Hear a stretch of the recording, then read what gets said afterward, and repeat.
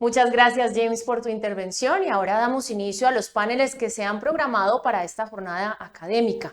Iniciamos con la conversación Industria, el futuro de la conectividad, en la que los participantes estarán compartiendo su visión sobre la manera en que las tecnologías de comunicación se convierten en un elemento fundamental para fomentar entornos empresariales más eficientes, productivos y rentables. Y para esto invitamos al escenario a Átila Xavier, CTO de Team Brasil, que cuenta con más de 30 años de carrera, con destacada actuación en el desarrollo de servicios y productos para la industria de las telecomunicaciones. El ejecutivo lleva 4 años en Team y actualmente ocupa el cargo de director de arquitectura, tecnología e innovación. Igualmente le damos la bienvenida a Guilherme Espina, CEO de V2Com Brasil y quien ha estado vinculado a la industria tecnológica por más de 25 años. Guilherme ha estado trabajando en el desarrollo de negocios basados en tecnología en empresas como Claro y Procter & Gamble. Es licenciado en Ciencias e Ingeniería Eléctrica de la Escola Politécnica da Universidade de São Paulo y OPM de Harvard Business School. También le damos la bienvenida a Natalia Almeida de Sousa Lobo, secretaria de Telecomunicaciones de Brasil. Nuestra invitada es doctora en Economía por la Universidad de Brasilia, UNB, y cuenta con una especialización en microeconomía y teoría de juegos. Igualmente es miembro del Consejo Superior del Cine, de la Cámara de la Innovación y del Consejo de Administración de FOST.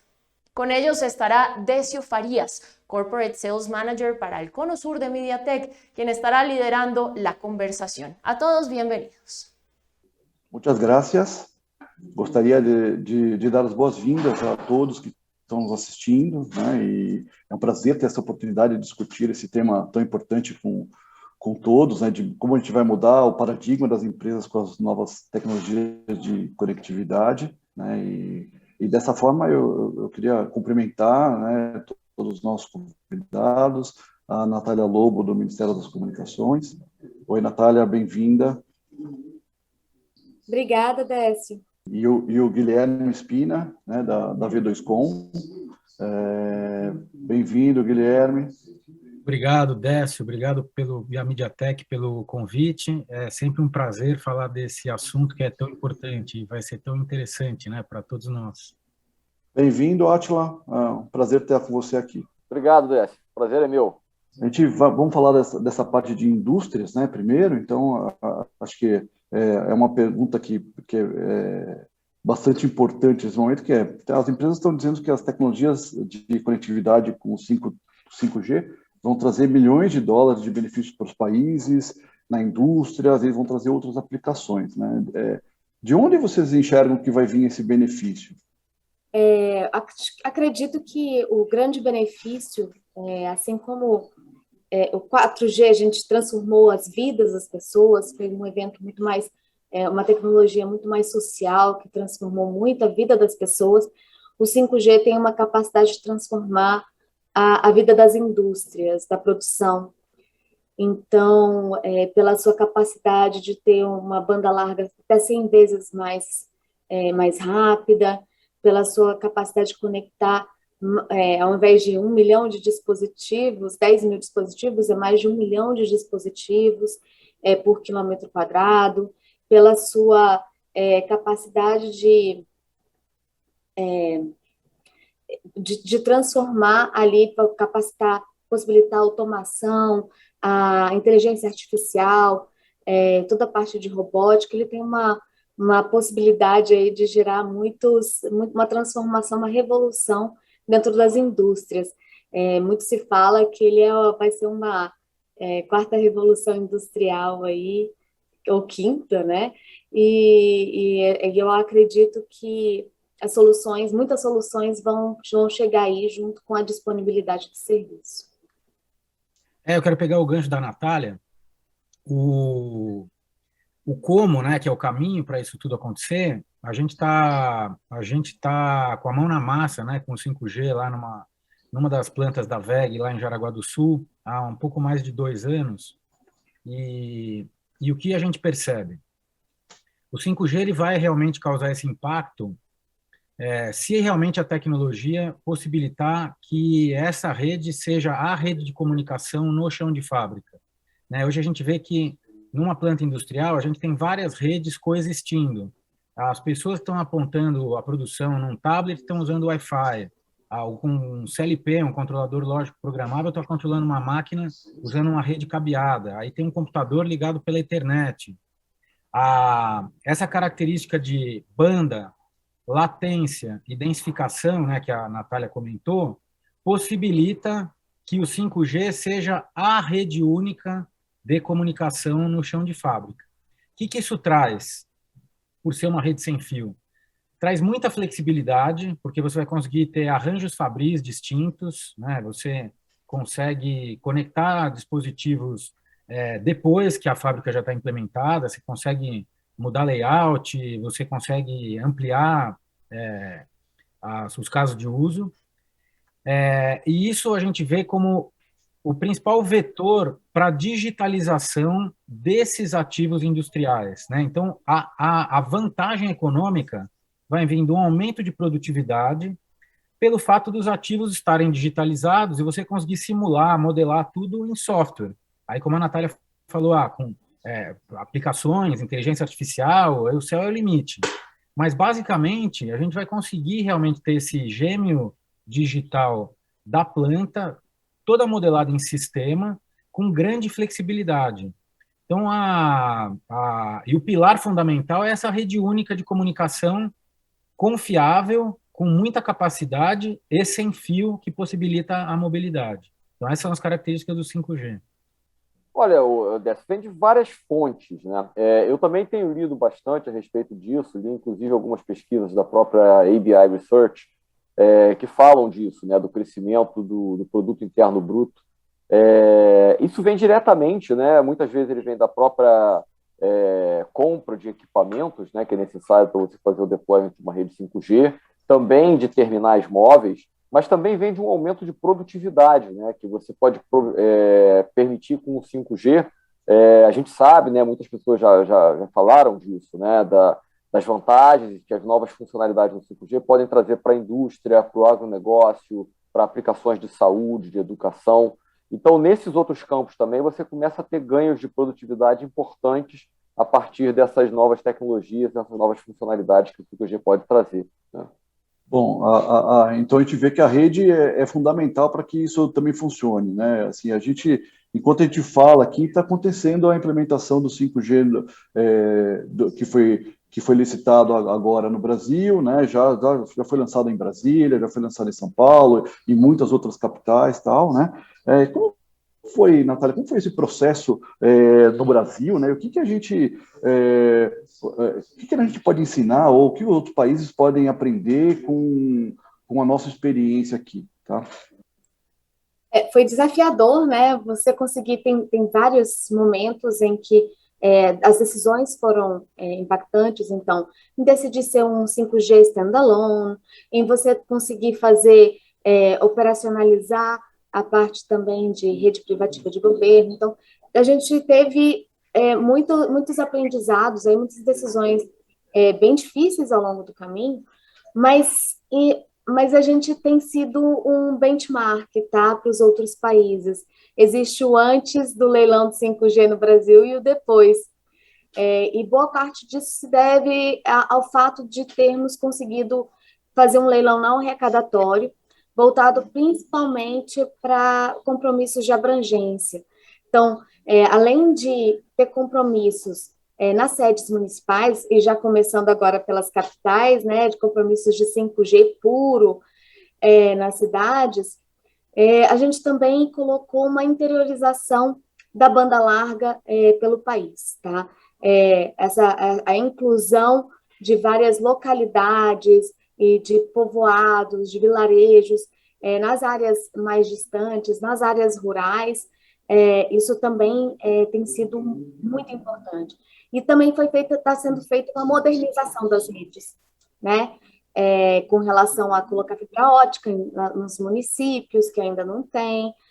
Você tem aí o projeto do PAIS, que é colocar cabos de fibra ótica passando ao longo do leito dos rios, na região norte.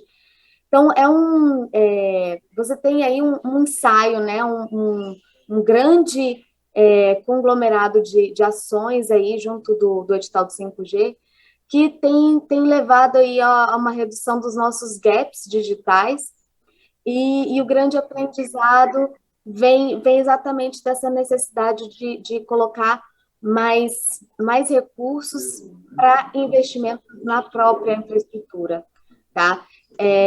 Nos outros países, você vê ali, na Itália, eles fizeram um leilão mais arrecadatório, eles estão tendo dificuldades para conseguir implementar a rede 5G, com muita... E nós já temos aqui nossa implementação começando. Guilherme, até mudando um pouco aqui, a gente está vendo que a V2Com já tem um histórico grande de implementação de tecnologias em indústrias, em experiências em cidades inteligentes, tudo isso, né? Por que esse foco corporativo nas empresas, né? E ao invés de buscar o mercado de massa, né? De pessoa física e tal, qual que é a sua visão disso? Tem algumas razões, né? Uma delas é no segundo semestre de 2019, a WEG virou nossa sócia, né? E a WEG é uma multinacional brasileira que vende bens de capital, né? Bens de capital são alavancas de produtividade. Então, nosso papel no final é alavancar mais ainda a produtividade. E o 5G aparece como uma tecnologia que é um grande viabilizador, né, desse aumento de produtividade. Como a Natália falou também na introdução, eu também acredito que o impacto do 5G vai ser muito maior para os negócios do que para as pessoas, né? A gente já vê o vídeo rápido no celular, essa banda a mais, você baixar um filme inteiro em 2 segundos não vai mudar a vida de ninguém. Agora, o impacto que isso pode trazer para os negócios é muito grande. E a adoção da tecnologia, muito provavelmente, vai vir das empresas maiores para as menores, né? Então, a gente acredita que a curva de adoção vai ser das empresas mais sofisticadas para as menos sofisticadas. E aí, por conta disso, esse foco, né, em estar falando realmente com a grande indústria hoje, e, e é uma necessidade, né, do Brasil. O 5G pode ser uma grande avenida para a reindustrialização do Brasil, né? Então, esse é o foco. Assim, eu acho que a gente comentou bastante sobre isso, né? E o que a gente vê é que não vão ser só efetivamente os consumidores, né? As empresas vão ter muitos benefícios, né? Que seja a indústria 4.0, cidades inteligentes, agricultura inteligente, né? Todos esses conceitos vão trazer uma nova realidade para essa tecnologia, né? E tanto por cabo quanto por sem fio, que é o que a gente está falando de 5G, tudo isso, né? Sem dúvida. Quando você vê que o horizonte para que efetivamente isso aconteça e essas tecnologias efetivamente cheguem ao campo, às indústrias, quanto tempo você acha que desde a implementação da rede até isso acontecer, Átila? Olha, Décio, isso é muito variável. A gente está falando aqui de uma questão do tempo de maturação, né? Não só da gente chegar, porque eu acho que o 5G já está chegando, a gente está falando aqui em agosto, setembro de 2022, a TIM já lançou 5G em diversas capitais do país, já com uma cobertura muito significativa, né? São Paulo, Rio de Janeiro e Curitiba, a TIM já colocou a cobertura 5G em todos os bairros dessas cidades, dessas grandes capitais, de maneira que a gente já estava próximo de ter uma cobertura já suficiente para você ter as aplicações, os usuários poderem usufruir delas. Mas como eu estava te falando, isso varia muito de tecnologia para tecnologia, esse tempo de maturação, e normalmente eles girem aí da ordem de 2 a 5 anos, né? O que a gente pode esperar com 5G, Décio, isso aí eu acho que é a notícia boa, é que tudo está acontecendo mais rápido com 5G. A gente está tendo terminais com preços mais acessíveis mais rapidamente em 5G, a gente está tendo uma penetração de devices 5G também mais rapidamente, aumentando, né, na mão dos usuários. E a gente está tendo a disponibilização da tecnologia pelas operadoras, como eu comentei, sendo feita mais rapidamente também. Muito em função de algumas facilidades que o 5G traz, em termos de você ter todas as funções de rede na forma de software, né? Você ter a softwareização, que, como se chama, né? Da rede celular. Isso agiliza demais o deployment, isso ajuda muito. Então, acho que assim, são fatores que a gente pode considerar como facilitadores e que vão agilizar a maturação disso. Então, eu falaria entre 2 e 5 anos, mas vamos ver, com sorte, de repente, em 2, 3 anos, a gente já consegue ver, colher esses resultados, vamos chamar assim, né, os resultados do 5G.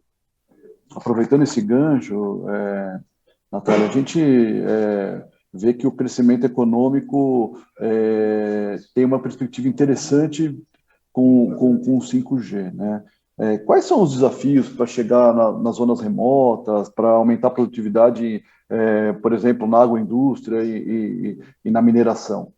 Qual a sua visão em relação a isso? O impacto do 5G na indústria, a gente sempre usa um estudo encomendado pela Nokia, que ele impacta 1,2 trilhões de dólares no PIB brasileiro em 2035. Então, o crescimento é algo assim, exponencial. 77 bilhões disso vão só para agro, tá? Para agricultura.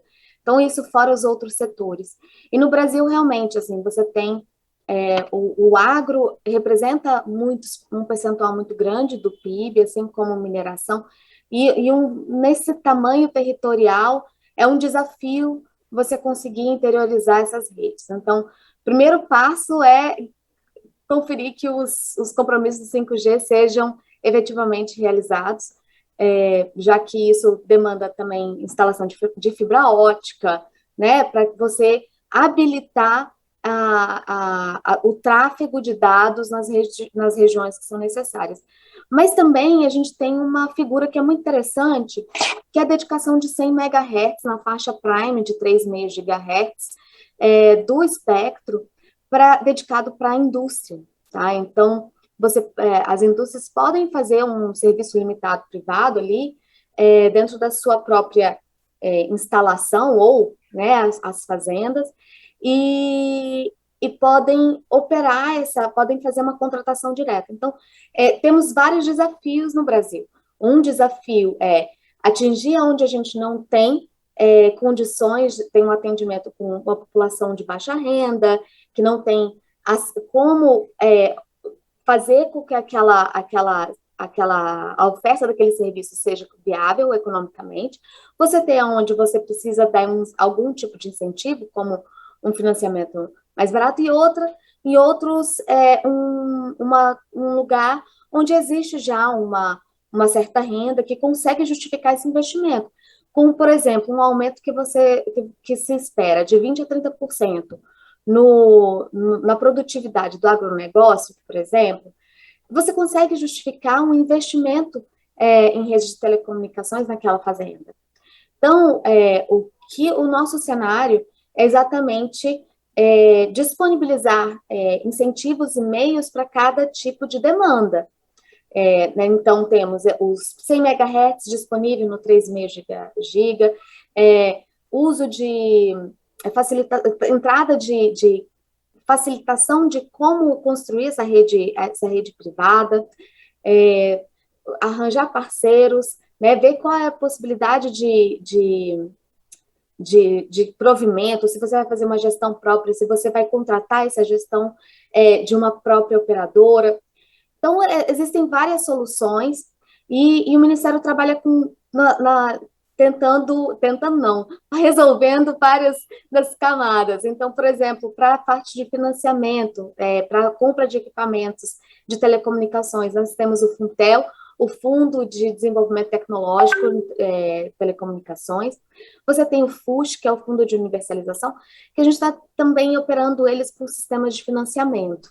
Tá? E para onde as áreas onde não tem viabilidade econômica, fazer com recursos a fundo perdido mesmo.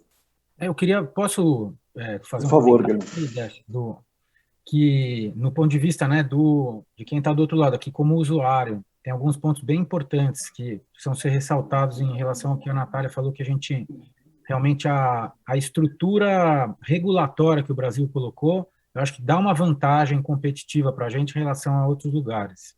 O que acontece? Tem algumas evoluções tecnológicas que o 5G realmente está marcando uma transição, né? O que aconteceu nos Gs anteriores era que a tecnologia era dependente de uma faixa de espectro, né? Então, na transição para o 3G, por exemplo, tiveram que ser feitos leilões, o equipamento 3G só funcionava em determinadas frequências. Uma beleza do 5G é que o 5G, por uma tecnologia que, né, a indústria toda está mais madura, ele permeia várias faixas de frequência. Então, o que é bom para o ambiente urbano, que é essa faixa nobre aí de 1 a 6 GHz, né, que é o que estava no leilão, e é onde a Natália falou que tem 100 MHz alocado para redes privativas, ela é muito boa para as cidades. Mas também o 5G traz agora as faixas altas, FR2, né, em ondas milimétricas, que podem ser muito interessantes para a indústria. A gente está fazendo testes disso. É uma tecnologia que ainda não está tão madura, mas pode ser muito interessante. E para o agro, a gente está num projeto com a BDI, até a Agência Brasileira de Desenvolvimento Industrial, numa usina de açúcar e álcool, usando o sub-giga, em 700 MHz, que é uma faixa do 4G. Então, o desenho regulatório, né, do Ministério, mais a Anatel, limpando o espectro, alocando faixas distintas, e todas essas faixas podendo usar a mesma infraestrutura do 5G, vai dar um ganho de escala que isso vai acabar impactando, né, nos custos e na adoção no futuro. Então, eu acho que a gente está com um cenário regulatório excelente, né? Desta vez não dá para ninguém falar que o empecilho é faixa de frequência ou questões regulatórias. Eu acho que o framework regulatório está excelente. Tudo está acelerando, né? Desde do throughput até a própria implementação, os aparelhos, tudo isso estão chegando cada vez mais rápido. Né? Exatamente. Bom, e muito também, o Décio, a gente não pode deixar de considerar, graças ao trabalho de toda a indústria, né, de empresas como a própria MediaTek, que também vem trabalhando nesse mesmo sentido. Eu acho que isso também reforça muito a importância, né, desse trabalho em parceria entre todos os atores que estão envolvidos no lançamento e na disponibilização de uma nova tecnologia, né? E assim, acho que você comentou um pouco, né, Átila, sobre o status da rede da TIM já no Brasil, né? A gente queria ter uma ideia exatamente assim, como foi essa implementação, né, e quais os objetivos de você, porque a gente vê que o Brasil é um país grande, né, e acho que a gente vai começando aos pouquinhos, mas como vocês veem esses desafios e como vocês veem o que vocês já fizeram em relação ao 5G no Brasil? Uhum. Não, Décio, assim, de fato, agora a gente está começando a mostrar os resultados de um trabalho que já vem sendo feito há bastante tempo.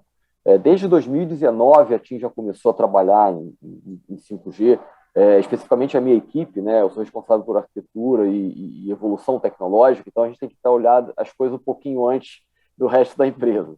Então, em 2019, a gente já começou a fazer os primeiros passos junto com os nossos parceiros, né? Com testes e com provas de conceito de soluções 5G, tanto em rede quanto em devices. No início desse ano, a gente já começou também a fazer provas de conceito cada vez mais avançadas, algumas inclusive com indústrias, né? Para que as empresas pudessem começar a experimentar, né, o valor da tecnologia. E no fim do ano passado, no fim de 2021, houve o leilão, onde foi a compra do espectro em 3,5 GHz, 26 GHz e também em 2,3, que é fundamental para o 5G, porque é onde você tem mais espectro, você tem bandas de 100 MHz, né, na faixa de 3,5, que te possibilitam realmente você ter um throughput muito maior e latências menores, né? E a partir dessa estratégia bem sucedida no final de 2021, na compra de espectro, na aquisição de espectro, nós começamos a ter a licença de uso. Existia aqui no Brasil uma questão de interferência com serviços de satélite. Isso gerou um pouco de dificuldade na liberação das cidades, porque você tem que desenvolver atividades de mitigação de interferência com satélite. Mas a boa notícia é que, assim, nós seguimos nessa preparação, Odécio, fazendo o deployment da rede, ou seja, deixando tudo pronto, de acordo com o prazo inicial, que era junho de 2022. De modo que, assim que foram sendo emitidas as liberações para uso efetivo do espectro e autorização para ativação, nós pudemos fazer essas ativações, como eu mencionei antes, já tendo uma cobertura bastante ampla, muito maior do que o mínimo exigido pelo órgão regulador, pela Anatel, e inclusive cobrindo todos os bairros de algumas das principais metrópoles brasileiras, né, como eu mencionei. Indo nessa linha ainda, tem muita gente pedindo para que os impostos sejam reduzidos sobre os serviços, dispositivos, equipamentos de rede. Entendo que você já citou um pouco dessa questão do Funtetel e outros coisas que vão ser utilizadas nisso, mas vocês têm alguma previsão para isso? Vocês estão pensando nesse modelo para efetivamente fazer uma implementação mais rápida e em larga escala? Décio, tivemos aí ao longo do ano passado, retrasado, e 2019 e 2020, várias aprovações que foram muito interessantes nesse sentido, tá? Desde a desoneração de VSATs, que são aquelas parabólicas para banda larga, em regiões mais isoladas, mas principalmente em internet das coisas. Então, chips, antes de internet das coisas, pagava equivalente às taxas que se paga para um dispositivo celular. Elas foram reduzidas a zero. Então, isso é um viabilizador de toda uma estrutura do 5G. Claro que você tem que se estudar outras alternativas também de desoneração de equipamentos, isso talvez uma lei de informática, a gente está vendo também a questão de CPS para FWA, para você fazer esse provimento, mas realmente a gente já começa esse movimento e temos perspectivas de continuar seguindo, mas lembrando que isso tudo é renúncia fiscal, né? Então, num cenário de restrição fiscal, essas coisas começam a ficar um pouco mais difíceis. E aí, o que a gente recorre muito conseguir exatamente facilitar a entrada, facilitar o acesso, e a gente trabalha nesse cenário aí de também tentar racionalizar melhor, né, os tributos, e uma reforma aí nessas questões tributárias mais amplas. Mudando um pouquinho agora, né, falando até de outras tecnologias que estão junto, né, a gente espera que o 5G e o que vem de Wi-Fi 7, por exemplo, trabalhem em conjunto, né, e essa pode abrir uma nova era do mercado corporativo para novas tecnologias mais robustas e confiáveis, né? O que você vê, Guilherme, em relação a isso? Quais são as indústrias que você acredita que vão adotar primeiro isso, né? Ou se tem algum caso que você já possa comentar em relação a isso? Eu acho que, como eu falei antes, a grande proposta de valor do 5G é conseguir ter uma infraestrutura, ser uma principal infraestrutura única, né? É lógico que nunca vai ter uma rede única totalmente, né? Então, essas tecnologias complementares, a gente tem visto o caso de cobertura rural, por exemplo, com um cliente que ele tá chegando com 4G até um determinado ponto e depois expandindo a borda com LoRa. Então, no ambiente de chão de fábrica, pode ser que tenha, como você falou, composição de 5G com Wi-Fi 6 ou Wi-Fi 7, ou o que é que aconteça. Isso aí vai ser tão melhor, essas tecnologias vão estar tão melhores gerando valor realmente, quanto mais integradas estiverem numa mesma plataforma, né? O que cria complexidade é ter redes apartadas, com gestão de dispositivos totalmente separados e oferta de qualidade de serviço separado. Então, isso colocado, voltando para a pergunta, quais são as indústrias que vão adotar primeiro? O que a gente tem visto é que são as mais maduras, as que já passaram da indústria 3.0, né? Se a gente fizer a regrinha que é 1.0 é mecanização, 2.0 é eletrificação, 3.0 é automação e o 4.0 é a digitalização, as mais automatizadas são as que estão mais prontas para a digitalização. Então, a gente está vendo isso, a manufatura de eletrônico, como a fábrica da WEG, que a gente colocou o 5G, a indústria automobilística, a gente tem visto casos na indústria farmacêutica. Então, é um segmento que já é um segmento com um nível de automação mais maduro. Com o passar da década, aí tem a possibilidade realmente, com a tecnologia mais madura, desse pacote 5G mais aplicações, realmente empacotar o 3.0 também e gerar valor para as indústrias que estão menos automatizadas. Mas isso eu acho que vai acontecer um pouco mais para frente.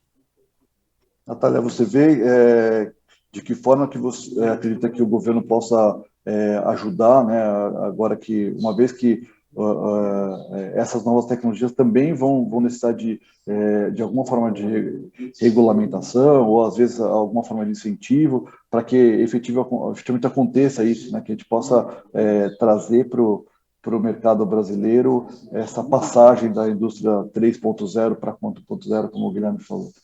Pelo Ministério das Comunicações, a gente trabalha muito junto à Anatel, tanto na padronização de tecnologias, de equipamentos e de formatos. Nós trabalhamos também na parte de segurança, que é extremamente importante, né?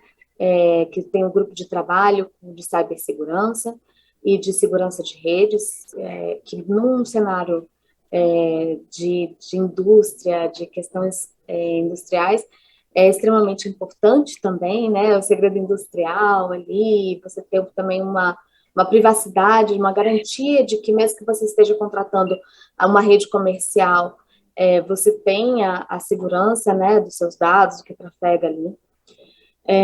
E, além disso, a gente trabalha muito também com o FUSH e o Intel, como eu tinha falado inicialmente. O FUSH, a gente está desenhando ele depois de 22 anos aí de contribuição, estamos desenhando ele para efetivamente usar para conectividade em banda larga. Tá?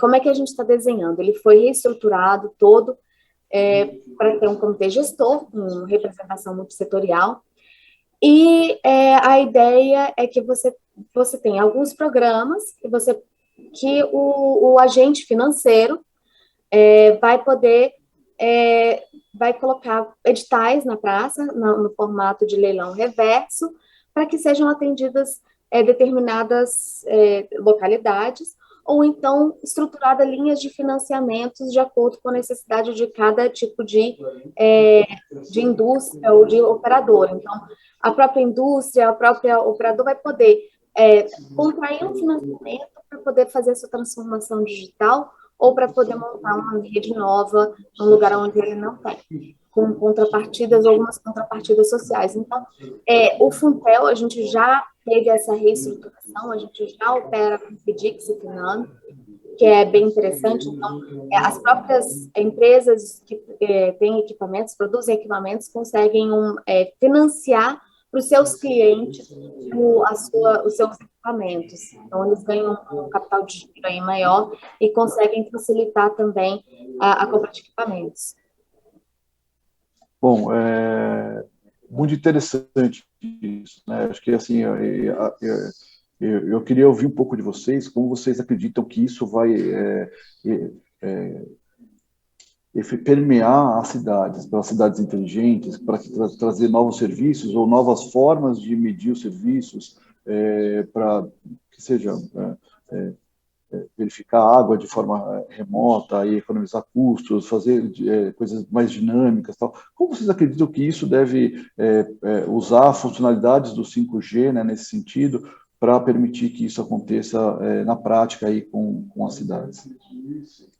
Eu não sei se vocês conhecem, mas junto com a BDI, tem o Conecta 5G, que são as luminárias inteligentes. É um projeto muito interessante porque ele parte ele é autossustentável, né? Ele parte de um pressuposto de que você tem uma contribuição de iluminação pública, uma necessidade de modernização da iluminação pública. E dentro dele vem equipamentos tanto de telecom em 5G, Wi-Fi, câmeras de segurança e outros dispositivos de rastreamento. E outras soluções também têm sido apresentadas por mim, a própria SEB também apresentou soluções de fog, né, de edge computing, que você já faz uma análise daquelas câmeras de segurança, com inteligência artificial, e aí você só manda para a polícia que foi efetivamente um alerta verdadeiro. Essas soluções, elas já começam a surgir para a indústria. A própria SEDAI, no Rio de Janeiro, também tem alguns projetos de fazer o esgoto, né, fazer a parte de águas toda mais inteligente, também fazer um aluguel daqueles dutos de água para você fazer a passagem também de infraestrutura ali, o que é extremamente interessante. Você você ganha eficiência e redução energética, redução de produção de lixo também. Então, é bem interessante essas transformações que podem acontecer nas cidades, sim. Eu posso acrescentar que por que isso vai acontecer e vai acontecer rápido agora com o 5G? Pelo aspecto econômico da coisa. Quando a gente fala que tem 100 vezes mais capacidade de banda do que o 4G, na verdade, o que está implícito aí é que para transportar cada bit custa menos, né? E os dados estão codificados nesses bits e bytes. Então, fica cada vez mais barato digitalizar. E a tecnologia também traz do 4G, né? Incorpora no 5G, essas redes low power wide area, né? Com baixo consumo de energia, o que vai possibilitar com que esses sensores a gente tenha muito mais sensores espalhados pelas cidades. Então, não só nas luminárias, nos medidores, nos dutos, nos controladores, nos painéis, e aí as câmeras. Então, a quantidade de dispositivos vai explodir, porque o custo para transportar cada byte cai, a escala da indústria faz com que o custo desses equipamentos caia, e a eficiência energética deles também é melhor. Então, tem uma tempestade perfeita aí que empurra para o aumento realmente dessa quantidade de dispositivos que a gente tá ouvindo desde a nossa vida pregressa lá, há 20 anos atrás, que a gente ouvia que tudo ia conectar, e agora realmente eu acho que nessa década é a década em que realmente todas as coisas vão estar conectadas na rede. Bom, a gente até comentou isso, né? A Natália explicou um pouco até de que forma ela acha que a gente tem possibilidades de mostrar esse caso para outros países, o que dá para ensinar, que, do seu ponto de vista da operação e da operadora em si.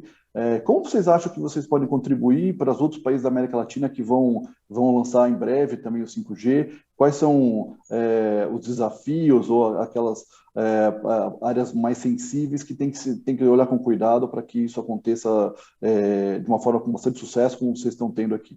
Olha, Décio, eu acho que assim, não só a TIM tem algumas coisas que eu acho que são interessantes, né, de serem observadas por outras operadoras, mas eu acho que a própria atitude do nosso país, né, de como foi estruturado o leilão, da estratégia que foi usada no leilão, em que você prefere o uso dos recursos para o desenvolvimento da rede e não tanto para uma arrecadação estatal. Então, eu acho que isso é fundamental, porque, de fato, existe esse comprometimento, né, desses fundos para você desenvolver a rede. Isso facilita bastante a vida das operadoras. Mas, pelo lado das operadoras, eu acho que o que é importante, eu acho que é legal que as outras operadoras também vejam, é a questão da preparação. A TIM veio fazendo um trabalho, Odécio, já de alguns anos, como eu mencionei, não só olhando o 5G, mas pensando nessa evolução. E que trabalho foi esse? foi um trabalho de avançar a rede 4G e de avançar, por exemplo, em tecnologias como voz sobre o LTE. Poucas pessoas sabem disso, mas a TIM é a operadora com o maior número de usuários 4G com Volt, porque já vem fazendo esse trabalho há muito tempo atrás, né, o trabalho não só de fazer o deployment na rede, mas também de solicitar essa funcionalidade para os fabricantes de terminais. E aí você veja agora como é que você colhe a vantagem disso, né? No 5G, você precisa ter o Volt para que o usuário tenha o serviço de voz, porque quando ele está em 5G, se caso ele não tenha o voz sobre o próprio 5G, ele tem que fazer um fallback para o Volt. E nós já estamos, isso para nós não foi nenhuma preocupação, em nenhum momento isso nem passou pela nossa cabeça como um problema, porque a gente sabia que todos os clientes TIM com um aparelho 5G, que também é 4G, já teriam o Volt funcionando. Então, isso eu acho que é uma questão, e a outra grande questão é sempre você trabalhar com esse olho no futuro, né, tomando as suas decisões, sempre mirando o futuro, mas também ter a abertura para a inovação. Isso é muito importante porque tem várias situações e várias soluções que muitas vezes, naquele momento, podem parecer um pouco exageradas, mas que mais na frente vão mostrar para que elas servem e qual é o valor que elas têm. Aproveitando esse gancho, Guilherme, cara, a gente vê que assim, todos os departamentos de TI das empresas estão trabalhando, pensando, planejando de como se preparar para essa nova fase, né? Porque tem rede de altas velocidades, quantidade de dados muito maior, quantidade de dispositivos maior, serviços na nuvem, internet das coisas, tudo. E parece que está acontecendo isso tudo ao mesmo tempo, né? A tecnologia tem trazido essas possibilidades e as opções agora chegaram ao mesmo tempo. Como é a melhor forma de planejar isso e para efetivamente ter esses benefícios na empresa ou na indústria da melhor forma? Olha, eu acho, aí é uma visão muito particular, que isso vai acontecer igual a aviação. Quem é muito grande, empresa muito grande, tem seu jato privado, com seu piloto privado e tudo, voa num jato privado. Quem é um pouco menor, pode até alugar um jato privado, voa uma parte, mas não tem um jato privado. Aí o outro voa de classe executiva e tem um monte de gente que voa de classe econômica. Eu acho que vai acontecer isso com estes serviços, né? A tecnologia vai ficando cada vez mais complexa, e tem um paradoxo, né? Ao mesmo tempo que a tecnologia vai ficando mais complexa, ela vai desaparecendo e a gente não vê a tecnologia, ela está empacotada e algum especialista em algum lugar está resolvendo. Então, acho muito difícil que as áreas de TI das empresas exponenciem. Não, na verdade, a tecnologia vai ficar mais complexa, alguns especialistas vão incorporar esse conhecimento. É uma grande oportunidade para as operadoras de telecom de oferecerem mais serviços de valor agregado. A gente está trabalhando com várias delas e as operadoras, elas querem oferecer além da conectividade, né? Ela quer oferecer a conectividade, mais serviço de cloud, mais gerenciar as aplicações, mais... Então, vai ter eu acho que vai ser interessante para quem realmente tem que tomar decisão, essa decisão de o que fazer dentro de casa e o que terceirizar e com que parceiro terceirizar, né? Eu hoje não gostaria de ter avião, mesmo se eu tivesse dinheiro. Eu preferia voar no avião de algum especialista. Então, eu acho que vai acontecer a mesma coisa aí com a questão da rede. Agora, Guilherme, complementando, ao mesmo tempo que tem uma complexidade, eu vi alguns casos, tá? Foi a Lufthansa, por exemplo, na Alemanha. E eles têm uma rede privada 5G e eles têm um engenheiro que faz toda a gestão da rede deles, de 5G, além de fazer outras coisas. Então, assim, um quarto do tempo dele é alocado para isso. Não, então, assim, ao mesmo tempo que você parece ser mais complexo, eles têm uma interface mais fácil com a equipe de TI para eles poderem gerenciar. Ele parece vir já com uma capacitação, assim, uma interface mais fácil para as próprias empresas poderem gerir. Não é tão complexo como era antigamente.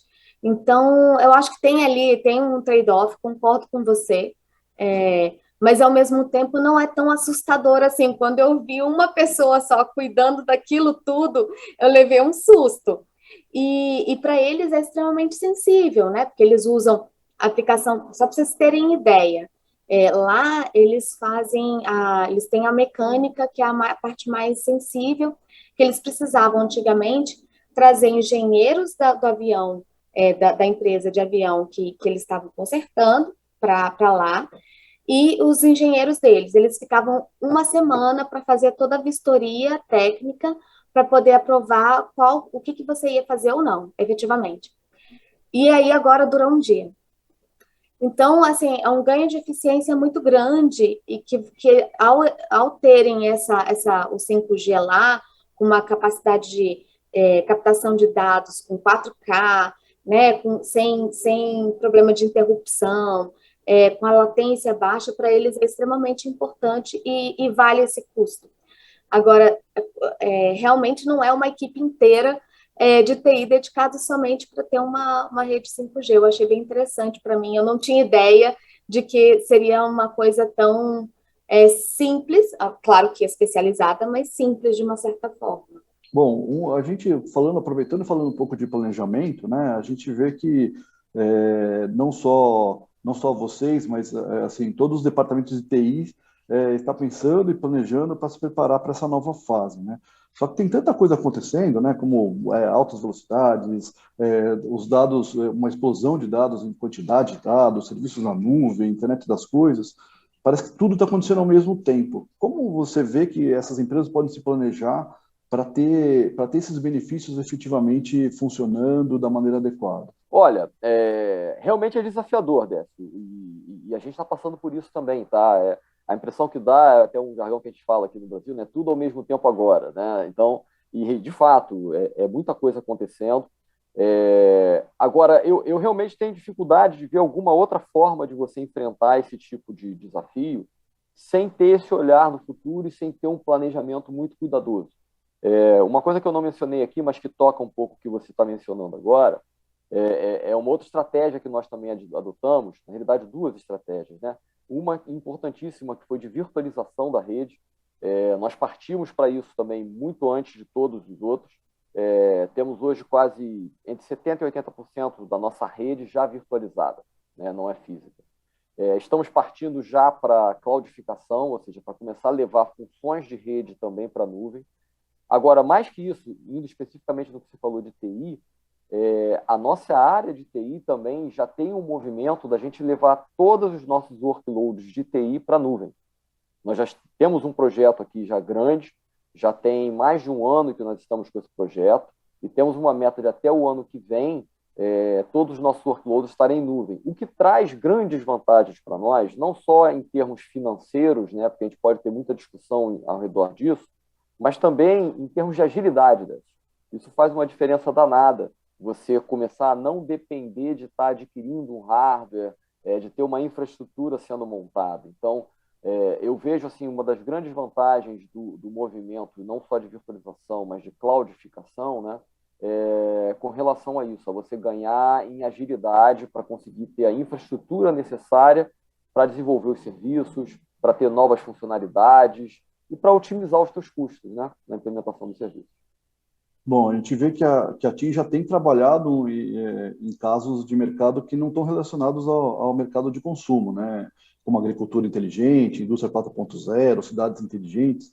Que casos que você pode comentar que teve uma implementação com sucesso dessa tecnologia que apoia esse uso nas empresas ou nas cidades? Olha, Décio, realmente tem vários casos, né, mas eu não posso comentar todos. Agora, tem um que já já é público e que eu acho muito interessante, eu gosto muito. É o caso de uma montadora de automóveis, a Stellantis, aqui no Brasil. Nós trabalhamos em parceria com eles, mas também com outras empresas, como a própria Azure, né, da Microsoft, também a Accenture, que foi uma grande parceira nesse projeto, em que nós montamos um case de indústria 4.0 com uma rede privada e um core em cloud, né? Uma cloud privada, vamos chamar assim, para atender a Stellantis.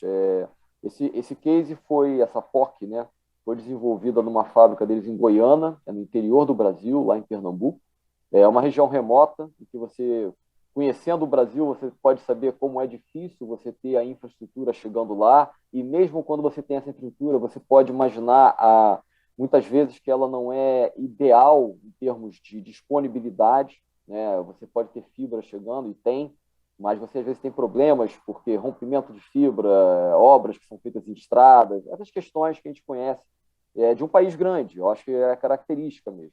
Então, esse case foi muito legal, porque assim, a gente tinha uma solução ali também usando inteligência artificial para fazer o controle de qualidade na linha de produção da Stellantis, né, com reconhecimento de imagem em cima do que era aplicado nos veículos, nos carros que estavam sendo fabricados, e com alta disponibilidade, porque como a gente tinha um core privado em nuvem, né, em nuvem privada, mas também a aplicação que fazia esse controle de qualidade rodando nessa mesma nuvem privada.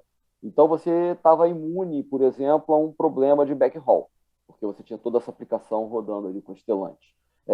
Eu acho esse caso muito legal, porque assim, a gente conseguiu testar boa parte das funcionalidades que o 5G te proporciona, também da tecnologia, né, inteligência artificial, nuvem, e indo um pouco além daquela coisa da latência, né? Porque a gente fala muito do 5G, a principal feature seria a latência reduzida, mas a gente esquece muitas vezes da high reliability, que é também uma feature importantíssima, que eu acho que para vários casos de indústria, talvez seja até mais importante do que a baixa latência. Efetivamente tirando as barreiras de distância, de tudo, né, para todo tipo de serviço e trazendo todo mundo mais próximo de forma com um custo mais interessante, né? Todo mundo aqui não precisa, como você falou, não tem que viajar. Ótimo. Bom, acredito que a gente está se encaminhando para o final aqui, né? E assim a gente sempre procura dar uma olhada para frente, né? Assim, a gente tem muita coisa que agora está começando a ficar disponível efetivamente, que a tecnologia está viabilizando na prática isso, mas eu acredito até que todos vocês estão já olhando, já tem isso no sangue de olhar para frente, o que vem. O que vocês esperam aí para as próximas? É o 6G? Tem alguma coisa diferente para as indústrias lá na frente também em relação a isso? É muito cedo para falar sobre isso? Eu queria um pouco ouvir de vocês em relação a isso também. Olha, eu, apesar de estar muito energizado, empolgado com o 5G, eu tento fazer um contraponto, né, para ver se não tem muito, né, se a expectativa realmente não está muito inflada e quando que as coisas realmente amadurecem, né? Se a gente, e aí tentar raciocinar por analogia com as gerações passadas, né? É isso, desde o começo lá dos anos 2000, a gente tem essa visão de que, pô, você ia ter um aparelho, que ia ser tua carteira, você ia ter os e-mails, ia fazer tudo a descrição do que era um smartphone. E as primeiras experiências não eram as melhores, tal, até que surge o iPhone, né, em 2007, no 3G. Quem fez o iPhone, né, o 3G possibilitou o nascimento do iPhone, mas a categoria dos smartphones decolou com o 4G. Então, pode ser que muito dessa visão que a gente está falando, que o 5G vai fazer, realmente só se massifique no 6G. Pode ser que, né, nessa década, muitas dessas coisas as iniciativas comecem, mas tomar corpo e realmente que sejam massivas, seja só na outra década, né, com o 6G. Quais vão acelerar mais rápido, né? Quais aplicações ou que casos de uso, em que formatos, que modelo de negócio, aí essa é a arte, né? Acho que é aí que tem o dinheiro em cima da mesa. Quem descobrir primeiro como aproveitar as oportunidades vai monetizar antes. A visão acho que está muito clara do que é possível, e qual é o caminho possível. Quando as coisas vão acontecer é que é o difícil de saber. Nessa linha, Guilherme, eu acredito que realmente você tem um ponto em que você massifica, né, o uso e aí você ganha várias outra vivência e você, com a ubiquidade, você tem soluções diferentes, tá? E eu vou até lembrei um caso aqui que um amigo meu fala, olha, o 4G foi a geração dos aplicativos, né? Então, em termos de mercado, é o aplicativo. O 5G é a vez das soluções industriais. E a massificação disso, ela vem com o tempo, o uso massivo, as soluções que são construídas em cima dele, vem com o tempo. Então, é isso. O 3G foi a grande transformação, né, de poder colocar dados, mas a banda larga promovida pelo 4G viabilizou uma experiência melhor para o usuário. O 6G talvez venha isso, né? Você tem uma expectativa aí para 2030, o 6G, mas o 6G ele também tem uma perspectiva de ser um pouco mais transformador, porque você não vai falar só em baixa latência e ultra velocidade e densificação, como você mesmo colocou, mas você vai falar também em sincronização, né? Uma maior sincronia entre todas essas. Você inclui mais uma camada e mais um vetor para todo esse desenvolvimento tecnológico. Então, promete algumas outras coisas também, o 6G. Mas a gente não fica só também na parte desse tipo de tecnologia. Você tem o Wi-Fi 6E, que também pode ser uma solução interessante para outros, a depender do uso, né? O Wi-Fi 7. Então, outras tecnologias que também vêm sendo que necessitam ser cada vez mais integradas. Você não perceber o cliente, o usuário, o consumidor final, não perceber a transição de você sair de um 5G, entrar num Wi-Fi 6E, porque tudo são tecnologias complementares e elas têm que ser construídas visando essa necessidade de estar constantemente conectado, e aí viabilizando as soluções de cidades inteligentes, de carros autônomos, de indústrias inteligentes, agricultura, mineração, e vidas, né, mais energeticamente eficientes e mais de consumo de tempo também mais eficiente. Bom, Átila, você citou aí esses desafios do mercado do país, né? Do país que o Brasil é muito grande para poder fazer. Uma pergunta mais voltada à tecnologia. A gente está vendo que o próximo passo do 5G vai ser o Millimeter Wave, né? Como você vê se o Millimeter Wave funciona para uma cobertura maior, ou se ele está destinado a espaços menores? Esse novo tipo de tecnologia está destinado para um nicho de mercado? Ô, Décio, é uma tecnologia que a gente ainda está estudando, nós estamos sim fazendo testes e avaliando. Em princípio, nos parece ser uma solução principalmente para espaços menores e soluções spot, vamos chamar assim, como, por exemplo, indústria ou agroindústria, um espaço limitado e que você precisa de realmente uma rede de altíssima performance, altíssimo throughput, como nós já experimentamos aqui, nós já fizemos alguns testes com millimeter wave, conseguindo taxas realmente muito altas e latência muito baixa, isso se confirma na prática, mas realmente eu não consigo ainda vislumbrar o millimeter wave, pelo menos por enquanto não, para um uso massivo. Eu acho que isso ainda pode ser um desafio. Podem existir sim cenários, eventualmente locais em que você tem um show, um espetáculo, um evento esportivo, é uma possibilidade também, né, para o grande público. Aí, Décio, eu acho que volta até um pouco para a indústria, né, a gente entender a questão dos custos. Infelizmente, o millimeter wave ele ainda está com uns custos pouco competitivos, principalmente no que diz respeito ao device, né, sejam CPS, sejam dispositivos móveis, porque ele impõe algumas dificuldades tecnológicas, né, alguns desafios tecnológicos, e a escala reduzida ainda não permitiu você chegar a custos competitivos. Mas eu acho que, à medida que isso for acontecendo, a gente vai ver outros casos de uso do millimeter wave, além do que eu falei de B2B, né, e casos de spot. Ok. Assim, a gente está olhando isso com bastante cuidado, né, porque é uma tecnologia que pode trazer uma velocidade e tem uma frequência destinada para ela bastante grande. Então, ela tem bastante características para dar um throughput maior, né? Eu acho que, aproveitando do que você falou, Átila, eu acho que a grande dúvida aqui vão ter dispositivos para um massivo, porque eu até entendo que para um CPE, para uma indústria, isso vai acabar acontecendo. Agora, para um caso de um show, eu preciso ter alguém que tenha o telefone ali, né? E você vê isso acontecendo agora no curto, médio prazo? Como é que você vê exatamente a questão dos dispositivos? Olha, eu vejo, no caso do dispositivo, a questão massiva, né, como você colocou, eu acho que é uma coisa mais para o médio prazo. No curto prazo, eu ainda não estou conseguindo observar isso aqui, pelo menos no Brasil, tá, Décio? A gente sabe que essa questão do custo tem um desafio adicional ao Brasil, né? Como os produtos muitas vezes não são fabricados aqui, então você tem um custo adicional de importação e tudo mais. E eu ainda não estou vendo uma sinalização grande, né, de adoção de millimeter wave. Eu acho que isso vai acontecer um pouquinho mais para frente. Bom, eu queria agradecer muito a participação de vocês aqui no painel. Dizer que realmente foi um prazer. Acho que assim tem assunto para a gente conversar por muito mais tempo, né?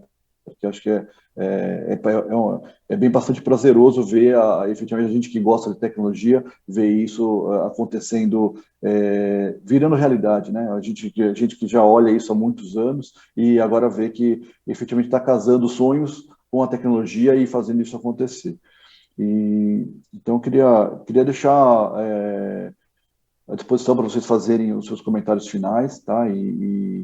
E agradecer mesmo a participação de vocês para que a gente possa contribuir aí para todo mundo que quer conhecer um pouco mais sobre o 5G, o que é essa tecnologia, como ela vai ajudar, tem aproveitado muito desse painel.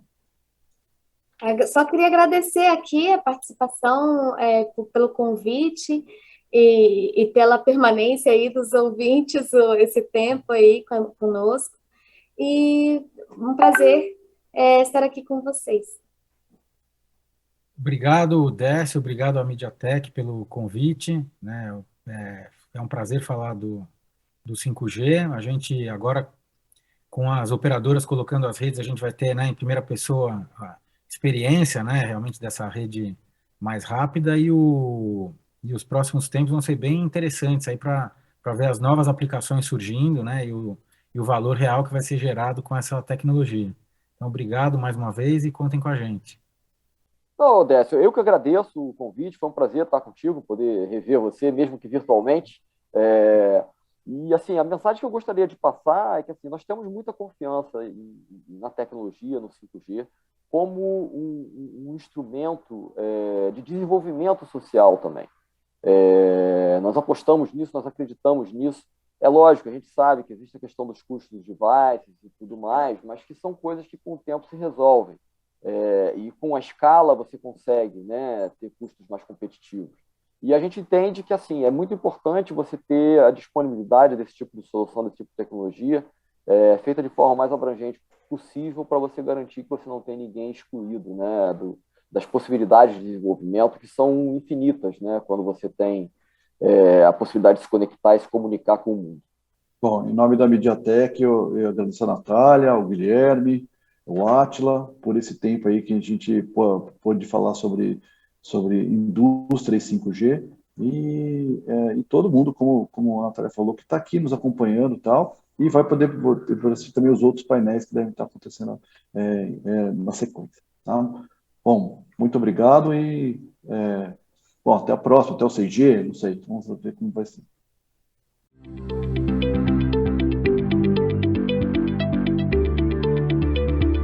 MediaTek is performing the world's first live Wi-Fi 7 demo. You might have heard about Wi-Fi 7, the next generation of connectivity. It's hard to believe we're already talking about Wi-Fi 7 when Wi-Fi 6 products only hit the market a few years ago. However, rising bandwidth demands are driving the need for even faster connectivity for home, office, and industrial networks. It's not just about having faster connectivity speeds when you're streaming a movie or video conferencing. Although that's certainly important, Wi-Fi 7 promises to provide, for the first time, a replacement for wired line networks, lower latency transmissions, as well as more robust operation in crowded environments. These new capabilities open doors for all sorts of new applications, as well as make existing ones even more high quality.